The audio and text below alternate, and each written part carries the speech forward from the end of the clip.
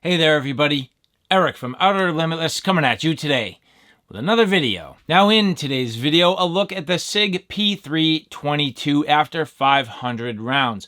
More specifically, there are a number of people out there that have pretty much literally hucked this gun because reliability issues have just been a disaster. Now, I have to admit, I've put 500 rounds through this. I've had absolutely no problems. This has been fantastic.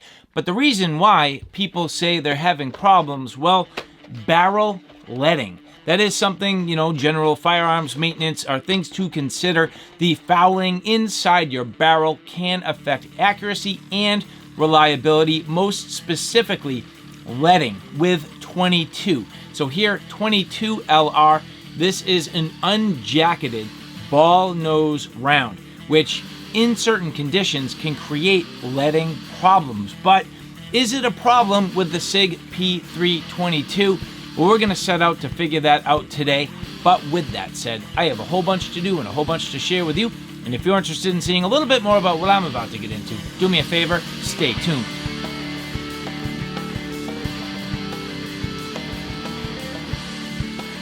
And so again, the Sig P322, which a lot of people have reported significant problems with barrel leading. Now, I do have to say that at the time of this video, this is the sort of modern version, like the most recent version of the Sig P322. So is this a problem people reported on earlier serial numbers, on earlier models? Maybe. At the time of this video, this particular handgun's been out well over a year, so maybe they've worked out some of the bugs. Maybe there were some tolerance or fitment issues or something like that. I am not sure. I am absolutely not an expert. I'm just an enthusiast, and I'm here to try to answer questions that I have, questions that you might have, and hopefully we can get down to it. So again, keep in mind the fact that at the time of this video, this is a recent model. Now, 500 rounds through this in various scenarios. I mean, all at the range, of course, but various scenarios and testing different equipment, different rates of fire, some fast, some slow, some in, actually a little bit of adverse conditions, couple kind of misty types of days, but generally speaking, fairly controlled, all things considered. The other control variable that I do have, and for better or for worse, all 500 rounds of the exact same ammo. So here you can see this is all Remington Thunderbolt 22 LR. These obviously are, rimfire cartridges, as is all 22. I don't know the exact grain count. I will try to figure that out. Looking at it here, 40 grain, so lead round nose, 1,255 foot per second velocity. And then again at 100 yards, it's, 1,017 foot per second.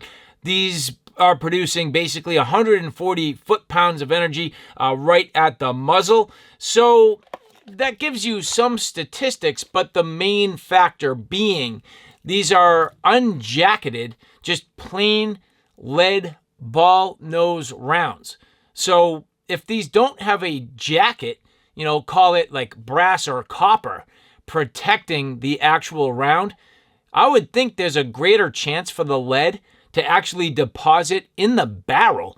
And so after 500 rounds, do I have any worth noting, anything to report? Well, the way to figure it out is with a Borescope. And in a prior video, I did cover this test long Borescope, and I got this, quite frankly, with this exact scenario in mind, this exact video in mind. I was getting prepared to figure this out. And so we're going to use this Borescope to help us with the answers. So as we get into this here, a very nice Borescope. Again, I covered this in a prior video. It's just super, super clear on the screen. It has the ability to record the footage, so you will be looking at the recorded footage. Here's the actual camera. So it's this is not a, I guess, a stiff version. It's more like a cable style, But again, very, very effective. Everything plugs together easily. It's just a gorgeous little unit. I have to say, I am very, very happy with this from a diagnostic perspective. Now, there shouldn't be a whole heck of a lot to this. I mean, we're going to know fairly quickly whether or not we have issues. So as we get the Borescope, we're going to take a look at this a couple of different ways. First is with no mirror, so you can't attach a mirror to this. But as we insert this into the barrel, and keep in mind, I have not cleaned anything at all. So as we look in here, trying to observe the lands and grooves, it's hard to say, but I would say that may be, call it 9 o'clock. You know, a little bit of lead fouling there. We're going to look at it a little bit closer, but I would say at 9 o'clock, possibly. There at 12 o'clock. There are certainly chunks of things in here. But at the same time, this all looks pretty good. You know, this looks fairly clean from what I can tell. But again, the mirror will tell us much, much more. Definite chunks. What about here? Okay. So this, wow. All right. That looks to be definite lead fouling. And I'm not going to say it is definite, but I mean, I'm certainly not an expert, but that to me looks like a whole bunch of lead buildup right there. So if there is one place, you know, you can see here, that is your striker. So I'm all the way inside the chamber at this point. So that's all the way to the striker. And then backing out here, that is sort of the breech face, and then coming out into the throat of the barrel. So to me, you know, breech face doesn't look too bad. And then as we back up here, the beginning of the barrel, that looks to be fairly leaded up right there. Is that going to cause an accuracy issue? I don't know. Does the round itself straighten out as it gets into the lands and grooves and the rifling? Hopefully. But so far, I would say right here is the most suspect part of this. But let's get the mirror on and have a closer look. Which the nice part about this Borescope is it does come with a number of mirrors in different sizes, including 22. So very, very nice to have this. It's just an awesome addition to this kit. I do find that I thread this all the way down, which makes the clearest picture. And at this point, we'll get a closer look. So as you can see here, the exit point in the barrel. Now that's all the way at the very, very end. We can potentially, if we want, dial the brightness of this, which that is actually about full brightness there. Generally speaking, that doesn't look too bad. I'm going to try to get a 360 degree look here, but so far, I would say that's more than reasonable. As we start to insert, you can see clearly the lands and grooves are fairly clean. Maybe a couple areas worth noting, but not too bad. Again, you know, we're going to get a 360 degree look at this because maybe, you know, things are behaving differently, I'd say, throughout the barrel. But so far, actually, very, very clean. So all looks pretty good to me. Maybe a little bit through here. Hard to say what that is. Again, without having cleaned the barrel at all, it's really hard to say. You know, I could do this a second time after running patches through this and, you know, cleaning with a bore brush and whatnot and seeing if there's anything left behind. And I will also be curious to see if the lead does come off or what I'm perceiving to be lead after cleaning. This is the area of concern. Look at this, fairly substantial buildup. And in fact, this is already into the rifling. So as you look here, yeah, I'm already into the rifling. Let's look at this a little more carefully. And it looks like things get pretty gummed up right here, to the point where if we do a 360 degree spin, you know, I feel like I don't quite understand this. So the rifling starts here, I guess at the breech face, probably for feeding purposes. And then there's a gap in the rifling, from what I can tell. And then it starts again in the main part of the barrel. You can see there's a seam. It might be a weld. And behind that is where all the problem comes. So is this problematic or not? So far, it hasn't been for me in terms of reliability. It's also possible that this is purely carbon buildup, because this is where the combustion is really going to take a hit into that chamber. So this might not be lead at all.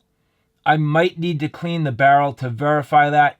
So quite frankly, that's going to be my next step. So now, after a very simple barrel cleaning, let's see what we get. I will definitely be curious. And so, very similar to what we've seen before. Not too much different, but got to admit, the barrel actually looking pretty nice there.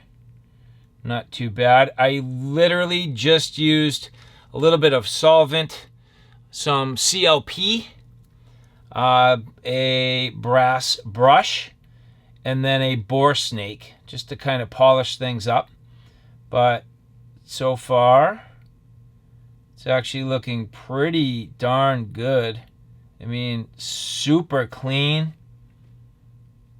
No indication of any buildup or foulings whatsoever. Not copper, not carbon, and from what I can tell, certainly not lead. But again, I mean, we still have quite a ways to go here. Everything looking really, really good. Nice and clean.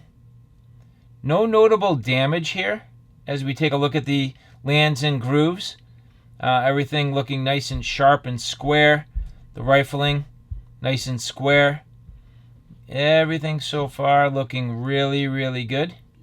Now as we continue down further, I'm going to be to the point where I should be hitting some of these transitions, getting down towards those seams in the barrel. So let's see what this is.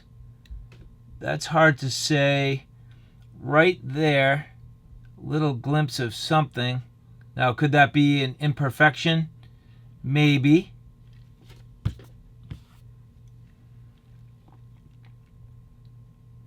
Spinning this around. Everything else so far still really good. Now, this was the area of major concern before, and you can clearly see that seam and zero buildup in most of this right here. What is this? So that could just be, you know, the metal getting a little bit beat up from the action. What is this? All right, so you can see clearly there, you know, that groove has some buildup in it. This one. But, I mean, I can't say that either that's necessarily lead, or it's just not cleaned up foulings. I mean, I don't know. I'm all the way to the transition where at this point you can see clearly, I mean, I'm coming into the chamber.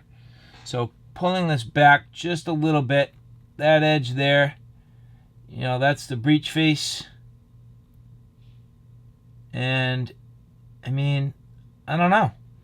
I can't honestly say I'm seeing anything of significant concern here. Is there maybe a little bit that's either getting beat up or I didn't clean it, or, you know, maybe there is a little bit of deposits? Possibly. But I wouldn't think that would impact performance. At least certainly not yet after 500 rounds.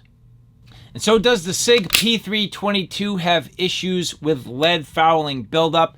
If it does, I am certainly not seeing it. I'm not convinced. So it's either a combination of the fact that that happened on older models. Maybe Sig has since, made the adjustments. Maybe it's just a combination of ammo. Maybe the Remington Thunderbolt, unjacketed ball ammo just doesn't happen to deposit.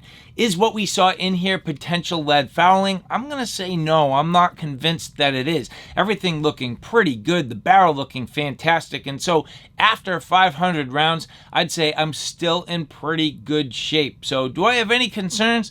Absolutely not. And so there you have it, guys, a look at the Sig P322. Wondering whether or not this has lead fouling issues? I am going to say no, not at this point. And so with that, much more to come with this firearm. I'm looking forward to it. And so, all right, guys, I hope you enjoyed that. If you like this content, do me a favor, take a look at my Outer Limitless channel, which is more of my primary gear. On that channel, I cover everything from hiking, camping, and backpacking excursions, all the gear that goes with it. So from sleep systems, shelter systems, knives, axes, backpacks, flashlights, you name it, that's my Outer Limitless YouTube channel. So, all right, guys, thanks for stopping by. I hope you like what you saw. I hope you found it a little bit informative. If you like what you saw, please like, share, and subscribe. And as always, thanks for stopping by. Take care now. I'll see you soon.